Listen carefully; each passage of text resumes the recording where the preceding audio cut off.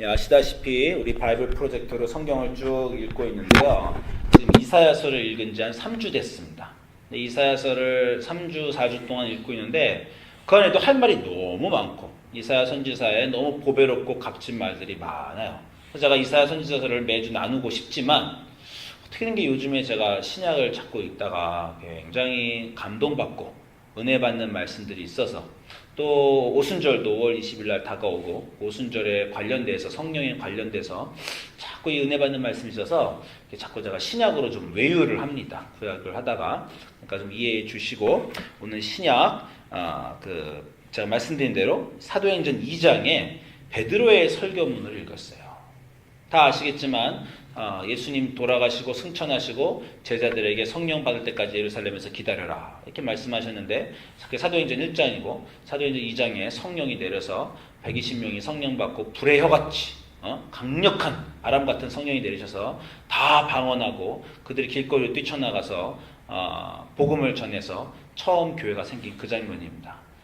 그때 이들이 성령에 충만하여 막 새 방언을 하고 뛰어나가니까 사람들이 저 사람들 술 취했다, 저렇게 정신이 없다 이렇게 하니까 베드로가 그 사람들에게 목소리 높여서 설교를 하게 됩니다. 그 설교가 사도행전 2장 14절부터 36절이에요. 22절에 걸친 베드로의 설교가 있고 다 아시다시피 이 설교가 끝나자 36절의 설교가 끝나자 37절에 사람들의 마음이 찔렸어요. 이 설교를 듣고 사람들의 마음이 찔려서 형제들아 우리가 어이할꼬 이 말을 한 후에 그들이 회개하고 세례하고 세례받고 3,000명이 그날 기독교에 돌아와 예수님께 돌아와 그날 교회가 세워집니다. 처음 교회가 세워지는 그 장면 너무 감동스러운 장면인데 그 설교 3,000명을 돌아오게 한 그 설교 예수님도 그런 설교를 하신 적이 없는데 그 예수님 설교에 어떤 사람들이 막 감동받고 이렇게 돌아왔다는 느낌이 없는 이렇게 많은 사람이 돌아왔다는 그 맥이 없는데 설교 한 번에 3,000명. 야 우리 시대에 이런 목사님 한 분 계셨으면 좋겠어요. 그냥 설교 한 번 하면 개척교회가 아니라 대형교회가 뚝딱 하나 생기는 거예요. 설교 한 번에 3,000명. 바로 그런 설교입니다. 그래서 모든 설교자들의 꿈입니다. 설교 한 번에 3,000명. 먼저 사람들이 흔히 하는 오해에 대해서 자 말씀을 드리겠습니다. 베드로의 설교가 중요한 것이 아니라 성령이 그날 오셔서 사람들이 갑자기 이렇게 3,000명이 돌아온 것이다 이렇게 생각하는 경우가 있는 것 같아요. 그 말이 맞을 수도 있습니다. 성령 때문에 사람들의 마음이 찔려가지고 3,000명이 돌아올 수도 있는데 성경에 문자적으로 분명한 것은 사람들이 성령을 받은 게 아니에요. 베드로가 성령을 받았죠. 많은 사람들이 베드로가 말할 때 성령이 내리셔서 사람들이 회개했다고 생각했는데 그 말이 맞을 수도 있지만 여러분 사도행전 10장을 보시면 베드로가 로마 백부장 고넬료 집에 가서 설교하는 장면이 있어요. 그때는 직접적으로 성령이 듣는 사람에게 내렸다 이런 표현이 있습니다. 베드로가 말할 때 성령이 내려서 그 집안 모든 사람들이 성령을 받고 하나님께 돌아오는 장면이 있습니다. 오늘도 그런 일이 벌어졌는지 모르지만 일단 성경에서 그렇게 보고하고 있지는 않아요. 성경에서는 분명한 것은 사건은 베드로가 성령을 받았고 그 성령을 받은 베드로가 설교를 하자 사람들이 그 설교를 듣고 마음이 찔려 3,000명이 돌아왔다라는 것입니다. 그 꿈의 설교를 오늘 한번 보겠습니다. 전에도 여러 번 봤어요. 전에도 여러 번 봤는데 제가 지난 한두 주 동안 이 설교에 대한 새로운 이해가 생겨서 그 말씀을 나누고자 합니다. 자, 서론 길게 안 하고 결론으로 뛰겠습니다. 이 설교의 결론, 이 설교의 주제, 2장 14절부터 36절, 22절에 거친 설교의 주제는 그냥 마지막 절에 딱 요약되어 있어요. 2장 36절에. 그냥 요약이라고 베드로가 그냥 말해버립니다. 뭐라고 베드로가 말하니까 2장 36절 마지막 절에 그런즉 이스라엘 온 집아 확실히 알아라 이렇게 얘기합니다. 영어로는 Therefore let all Israel be assured of this. 그런즉이 뭐예요? 결론입니다. 그러한즉 이러이러한 모든 얘기를 한즉 결론은 너희들이 확실히 알아야 될 단 한 가지는 그렇게 아주 친절하게 결론 구절까지 이렇게 표시해 주십니다. 자, 애들 숙제 에세이를 영어로 하는 걸 봐주면요, 너무 중요해요. 이 서론을 어떻게 쓰고 결론을 어떻게 쓰고 그 아주 인터넷에 공식까지 있습니다. 결론 구절은 뭐 therefore로 시작하든 뭐 이렇게 딱 어떤 단어로 시작해야 된다. 아주 미국에서는 그냥 딱 구절이 있어요. 요거는 결론 구절을 말하는 그런 첫 단어 therefore입니다. therefore 그러한즉 결론은 이것이다. 결론을 let all Israel be assured of this. 너희가 확실히 알 것이 딱 하나가 있는데 그 내용이 결론이 이겁니다. 너희가 십자가에 못 박은 이 예수를 하나님이 주와 그리스도가 되게 하셨느니라. 다시 한번 하겠습니다. 이 베드로 결론이요. 너희가 십자가에 못 박은 이 예수를 하나님이 주와 그리스도가 되게 하셨느니라. 제가 아마 다음 주에 한 번 더 이 설교를 할 수 있을지도 모릅니다. 왜냐하면 이 설교 안에 굉장히 중요한 내용이 많은데 제가 오늘은 그냥 결론부터 띄웠어요. 제가 설교 준비를 하다가 설교 안에 중요한 내용을 얘기하려고 했더니 시간이 너무 걸려요. 뭐 두세 시간 강의해야 되는 내용입니다. 그래서 이 안에 보면은 요엘 선지서를 베드로가 인용하기도 하고 다윗의 시편을 인용하기도 해요. 그것을 아는 것도 굉장히 중요한데 그것을 다 설명할 수가 없습니다. 그래서 제가 그냥 결론으로 띄었어요. 그렇지만 베드로가 크게 요엘 선지서를 구약에서 인용하고 또 시편의 다윗 시편을 인용하면서 중간중간에 또 중간 결론을 맺어요. 이 중간 결론이 마지막 결론과 또 일치합니다. 그게 오늘 성경 구절이에요. 그 요엘 선지서 구절을 말하고 중간 구절이 또 이렇게 돼요.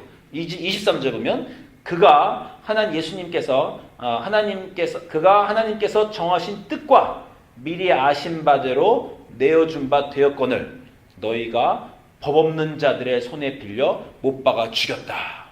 아까 구절하고 똑같죠? 너희가 예수를 십자가에 죽였다. 이게 중간에 또 결론으로 한번 나오고 또 그 다음 24절에 그러나 너희가 십자가에 못 박여 죽였으나 하나님께서 그를 사망의 고통에서 풀어 살리셨으니 이는 그가 사망에 매여 있을 수 없음이라. 또 32절 가면 이 예수를 하나님이 살리신지라 우리가 다 이 일의 증인이로다.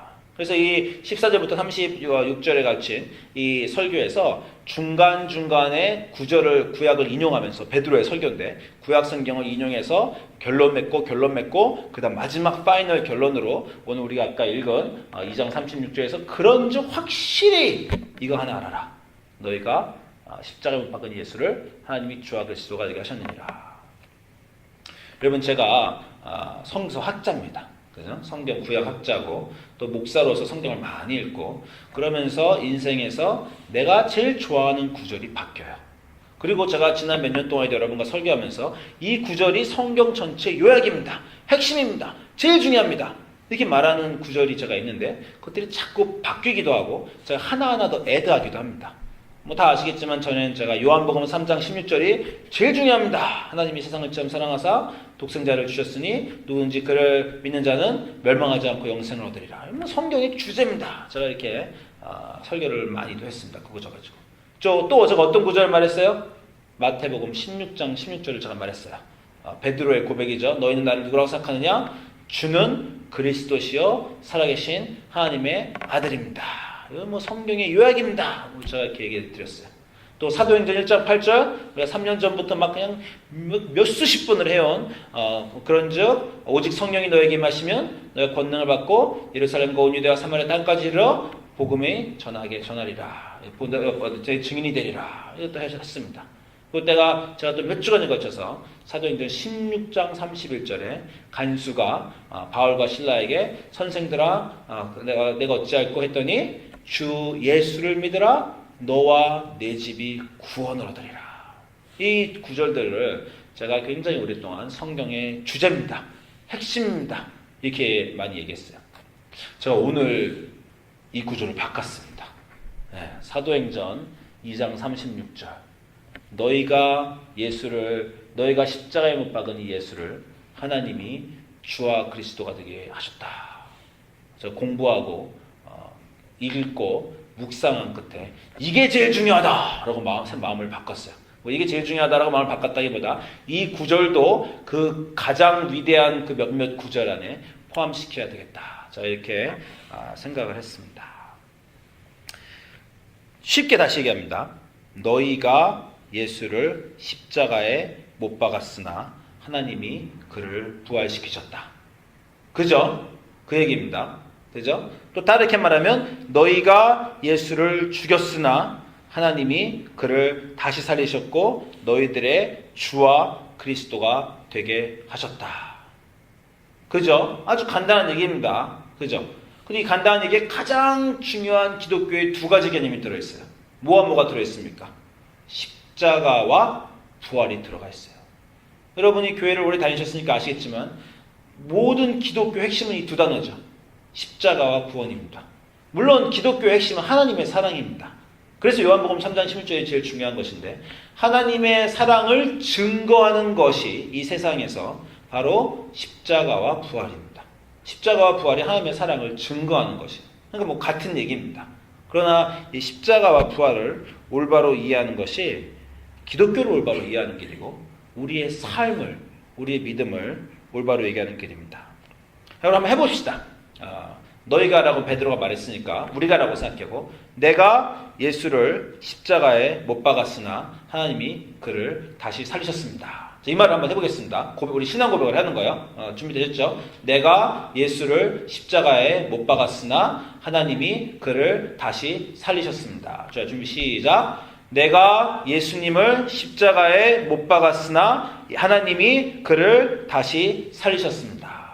자, 한 번 더 해보겠습니다. 내가 예수님을 십자가에 못 박았으나 하나님이 그를 다시 살리셨습니다. 하나 더 붙이면 그래서 예수님이 우리의 주와 그리스도가 되셨습니다. 라는 구절이죠. 해보니까 어떻습니까? 감동이 있습니까? 마음에 찔림이 있습니까? 이 말을 듣고 3,000명이 반응을 했다는 거예요. 어이쿠! 그래갖고 3,000명이 그날 돌아왔다는 겁니다. 이 말을 듣고 감동이 있으신가? 잘 모르겠어요. 저희 좀 히터 좀 꺼주세요. 더운데. 그러니까 이 말이 너무 중요해서 이 말을 좀 우리가 이해를 해야 될 것 같습니다. 깊이 좀 공부를 해야 돼요. 먼저 첫 번째 구절. 베드로가 너희가 예수를 십자가에 못 박았다. 이 구절을 제가 처음 들을 때요. 처음 들은 생각은 예수님을 십자가에 못 박은 유대인들한테 하는 말인가 보다 이렇게 생각을 했어요. 그런데 이 사도행전 2장 앞에 부분 9절 11절을 보시면 이 제자들이 성령을 받고 막 뛰쳐나왔을 때 거기에 있는 거기에는 여러 사람들이 나옵니다. 그 유대인들 예루살렘에 사는 유대인들만 있는 것이 아니라 오순절이라 천하 각지에서 다른 곳에 살던 유대인들이 그곳에 왔던 것을 알 수 있어요. 사도행전 2장 9절 보면 우리는 바데인과 메데인과 엘람인과 또 메소포타미아 유대와 갑바도기와 본도와 아시아 부르기아와 밤빌리아와 애굽과 및 구레네 가까운 리비아 여러 지방에 사는 사람과 로마에서 온 나그네와 유대인과 유대교에 들어온 사람이라. 이 많은 사람들이 거기에 청중으로 듣고 있었는데 이들이 오순절 때 예루살렘에 있었는데 이들이 예수님이 돌아가신 50일 전인 그 6월절에도 예루살렘에 있었을 거라고 상상하기 힘듭니다. 이 여행객들이 50일이나 거기 머물 수는 없었을 거예요. 많은 사람들이. 대부분이 예수님이 돌아가신 6월절에는 예루살렘에 없던 사람들인데 오순절에 맞춰서 예루살렘에 왔던 사람들인데 그러니까 예수님이 십자가에 돌아가셨을 때 거기에 있지도 않았고 그 예수님이 십자가에 달려 돌아가셨을 때 십자가에 못 박아라 라고 소리친 청중들도 아닌데 그런데 그들에게 베드로가 너희가 십자가에 못 박아 죽인 예수다 이런 말을 합니다. 그 너희는 누구를 호칭하는 걸까요? 그럼 우리는 또 이제 이렇게 생각할 수 있습니다.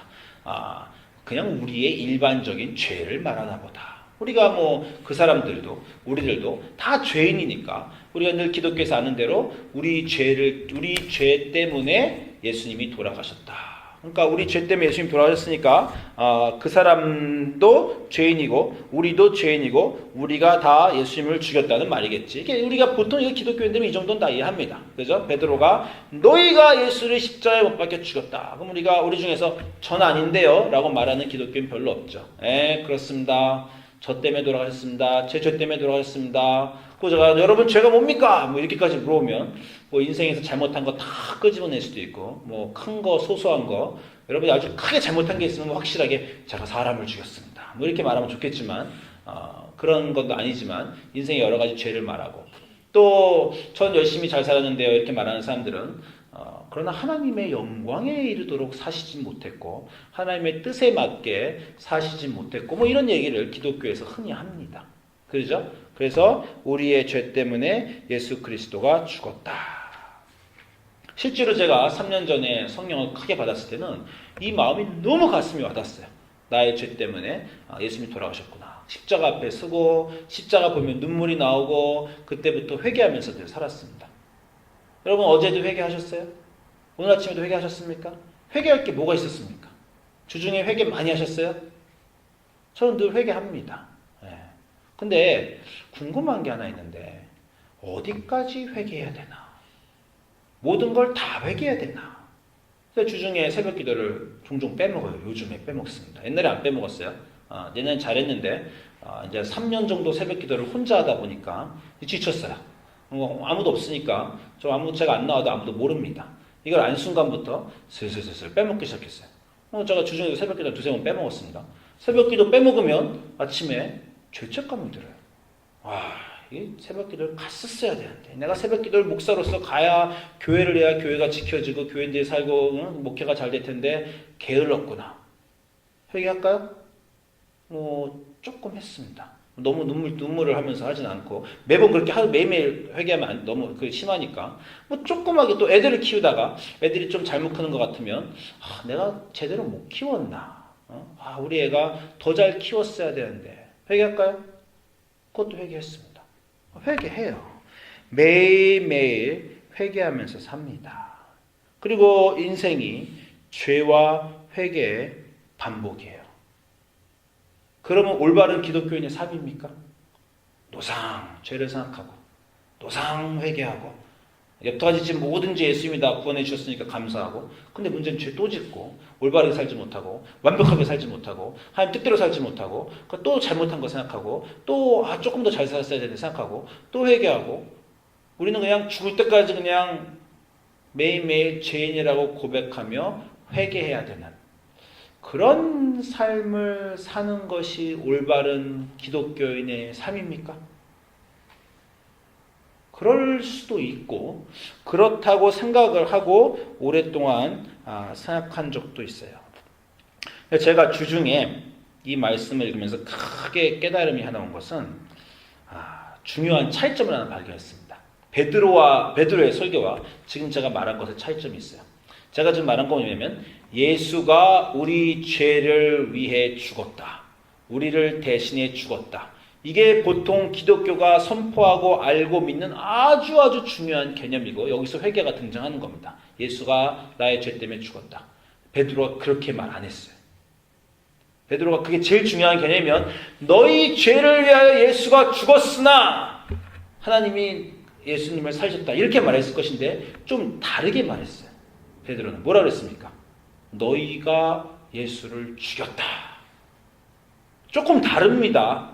그죠? 같은 말인 것 같기도 한데 조금 달라요. 근데 이 다른 것이 큰 차이를 제가 만든다는 생각을 했습니다. 자, 다시 물어봅니다. 베드로가 너희가 예수를 십자가에 못 박여 죽였다 라고 말했을 때 너희는 누구를 말하는 겁니까? 당장 당사자들이 있어요. 그 마음을 듣고 대제사장. 그죠? 예수 이렇게 물어봅시다. 예수가 십자가에 죽은 것에 대해서 가장 책임 있는 사람은 누굽니까? 우리가 사도신경을 외울 때는 본디오 빌라도에게 고난을 받으사 십자가에 못 박혀 죽으시고 본디오 빌라도라고 또 하는 경우가 있어요. 본디오 빌라도가 제일 나쁜 놈입니까? 그 성경을 읽으면 본디오 빌라도 좀 불쌍해요. 열심히 예수님을 살리려고 노력했어요. 죄인이 아니란 걸 알고 유대 지도자들이 하도 그냥 난리를 치고 이 사람 살리면 당신은 이 로마 시저의 신하가 아니다 겁나가지고 심지어 사람들 앞에서 지 손도 씻었어요. 그죠? 지 손도 씻으면서 내가 이 죄에 무죄하다라고 선포하고 그리고 예수님 십자가 성을 선고했는데 근데도 2000년 동안 기독교인들한테 본디오 빌라도에게 고난을 받아서 이렇게 정죄됨을 이렇게 욕을 먹었습니다. 그죠? 본디오 빌라도가 가장 예수를 죽인 책임이 있습니까? 누가 책임이 있어요? 가룟 유다가 그랬군요. 그죠? 예수님을 배신했어요.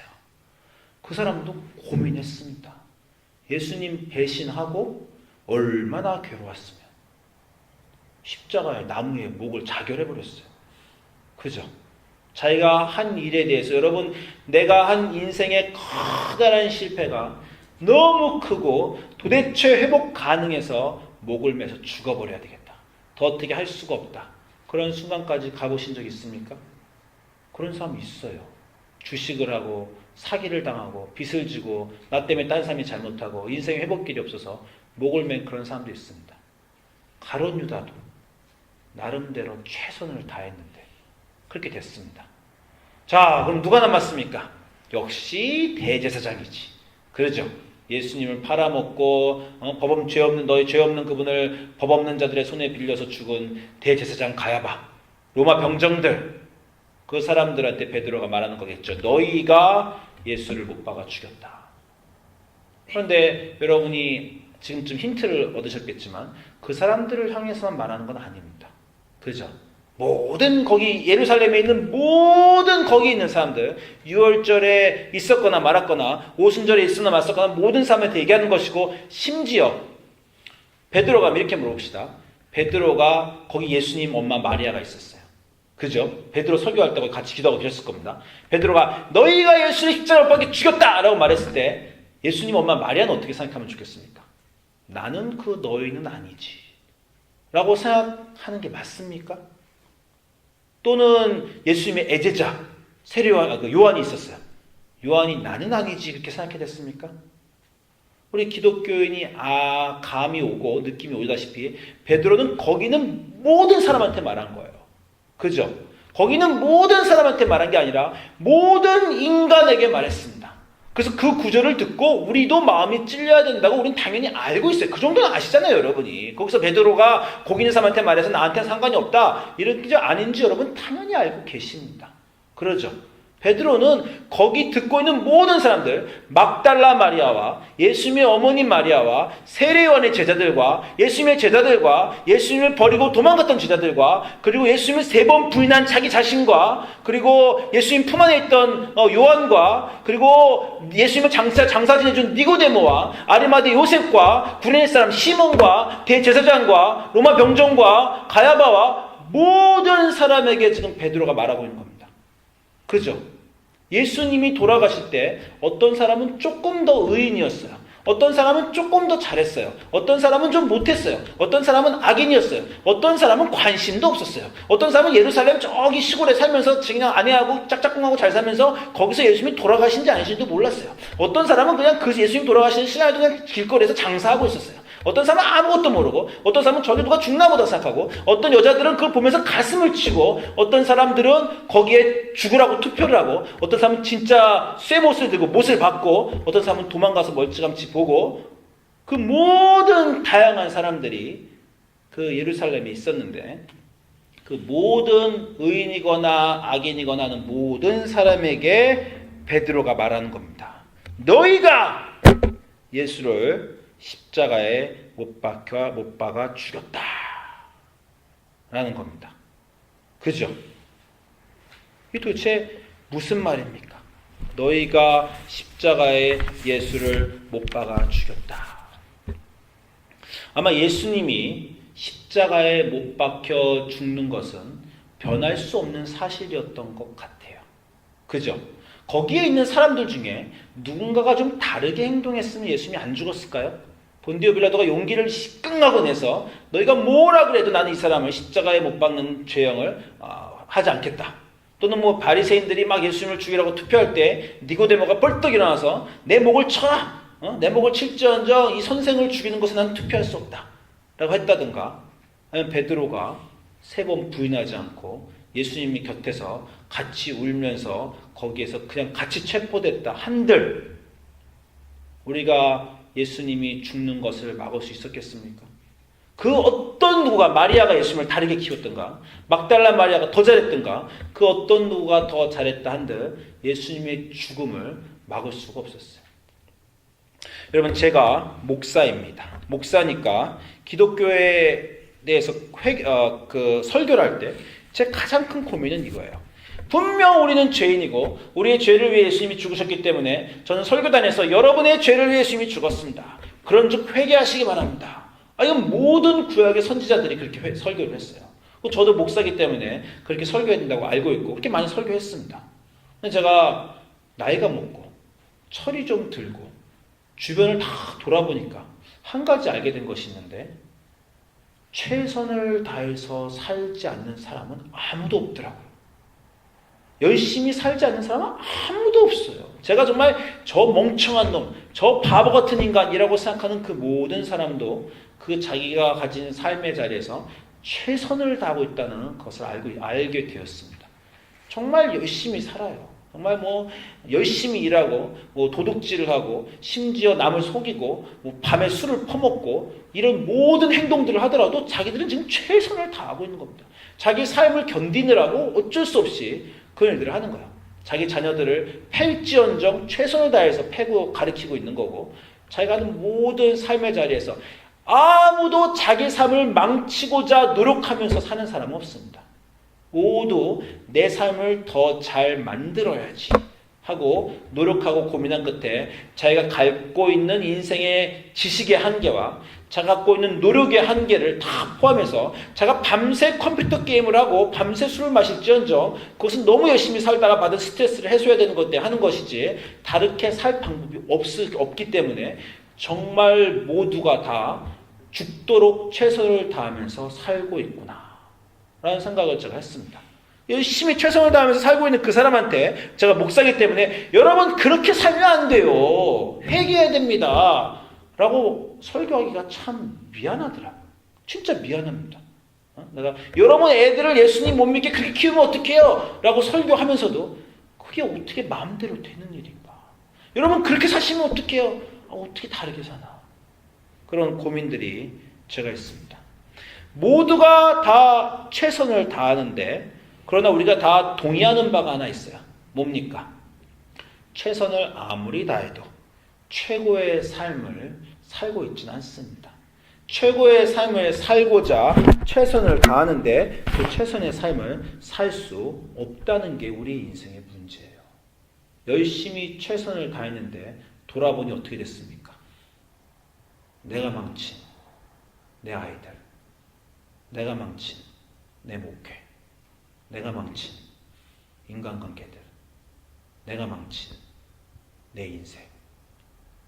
그렇게 끝나는 겁니다. 설사 나는 내 인생 안 망쳐서 잘 됐다고 생각하더라도 심지어 제가 이렇게까지 얘기할게요. 그 사람의 자자손손 잘 살겠습니까? 손자 누구는 홈리스가 될 수도 있고 손자의 자기 자손의 누구는 살인자가 될 수도 있고 자기 자손 중에 누구는 길 가다가 총에 맞아서 그냥 매시브 매사커 총에 맞아 죽을 수도 있습니다.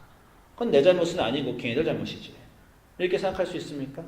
우리는 내와 내 인생과 내 세계를 최고로 만들고자 최선을 다하지만 그게 안 돼요. 그걸 우리가 다들 알고 있습니다. 사람들은 예수님이 오셨을 때 최선을 다했어요. 자기가 맡은 자리에서 최선을 다했는데 문제는 예수라는 분이 너무 특이했어요. 너무 의인이었고 기적도 너무 잘 행해서 인기도 독차지하는데 그래서 사람들한테 모든 시샘을 얻었는데 인기에 관심도 없고 인기를 쓸 생각도 없고 사람들은 다 그분에게 원하는 것이 있는데 사람들이 원하는 거에 또 관심이 없고 이상하게 하나님의 나라 같은 거 얘기하고 그리고 사람들이 싫어하는 죄인들하고 어울리고 전혀 이상하고 뚱딴지 같은 소리하고 예수님은 그 사회에 오셔서 죽을 수밖에 없었어요. 예수님을 죽인 것이 예수님을 위했다거나 예수님을 사랑했다거나 예수님을 섬겼거나 예수님을 미워했거나 하는 그 모든 사람들의 합동 작품이라는 거예요. 그 사람들의 세대에 오신 예수님은 그 모든 사람들의 삶의 최선의 결과로 거기서 십자가에 돌아가신 겁니다.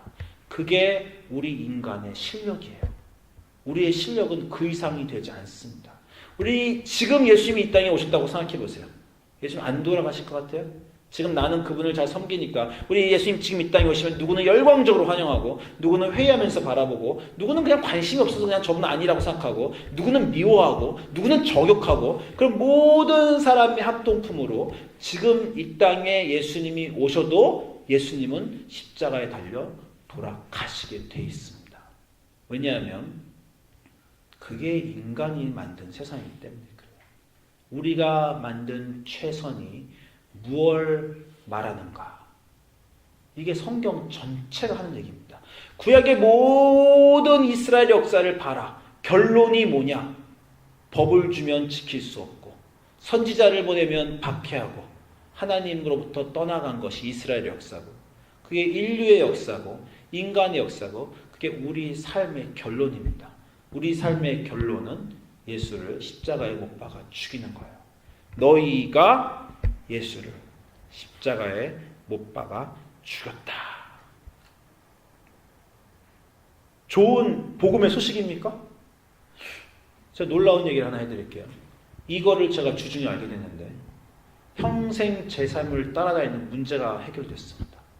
제 삶을 평생 따라다니는 문제 뭐냐면 후회예요. 후회. 내가 왜 그렇게 살았던가.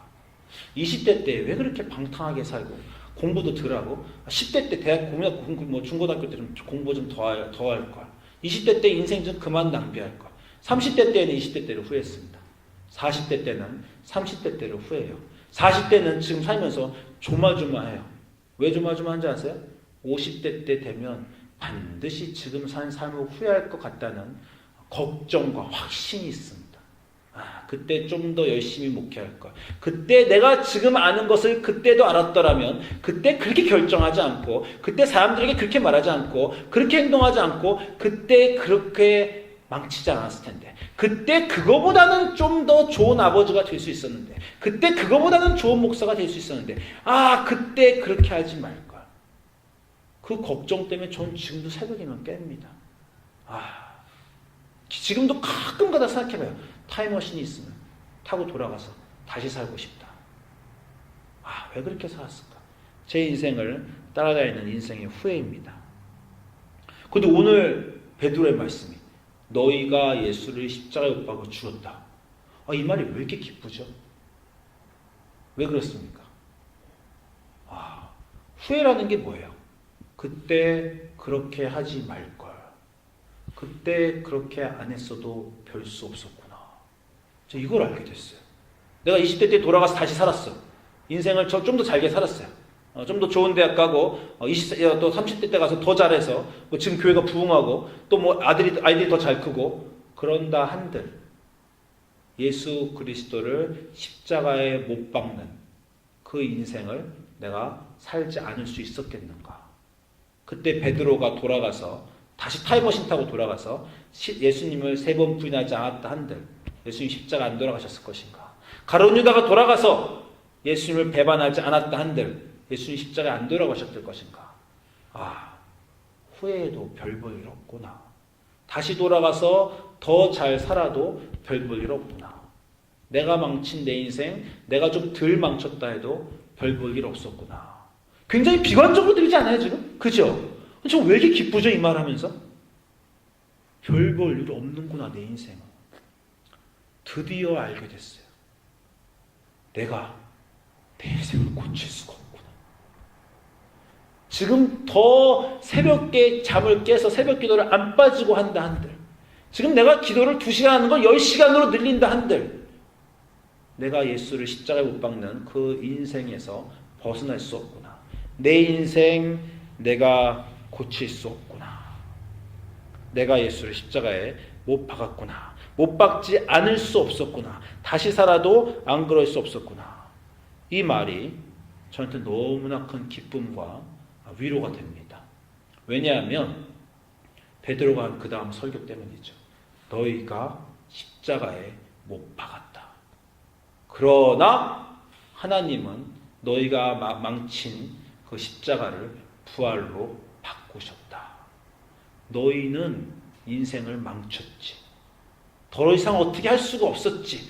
더 최선을 다해서 고칠 수 있었다고 생각했겠지만 그럴 수 없었어. 그래도 걱정하지 마. 너희 인생은, 인간은, 이 세상은 끝맺음을 십자가로 받기 할 수 없지만, 예수를 십자가에 못 박는 것 외에는 한 걸음도 더 나아갈 수 없지만, 그 망친 그 인생을 하나님은 부활로 바꾸신다. 이게 복음입니다. 너희가 어떻게 해도 할 수 없었던 예수의 십자가를 너희는 죽였는데 하나님은 너희가 죽인 그 예수를 살리셨다. 하나님은 부활을 이끄셨다. 이 얘기를 조금 더 우리가 깊이 이해해야 됩니다. 이렇게 잘못 이해하면 그러면 이제 막 살아도 되나? 뭐 이렇게 잘못 나갈 수도 있어요. 이 얘기를 조금 더 이해하겠는데 오늘은 그냥 여기까지만 얘기하겠습니다. 우리가 한 걸음 더 나아가고 고칠 수 없는 게 우리 인생이다라는 것을 받아들여야 됩니다. 이걸 못 받아들이면요 영원히 불안하고 영원히 후회하고 영원히 괴롭고 영원히 회개와 불안과 걱정 속에서 끝마치는 게 기독교인의 삶일 수밖에 없어요. 우리는 더 잘할 수 없습니다. 그런데 우리가 다 망친 거를 하나님은 고치신다는 거예요. 그게 십자가와 부활에 대한 베드로의 설교입니다. 다음 주에 조금 더 얘기를 하면 좋겠습니다. 기도하겠습니다.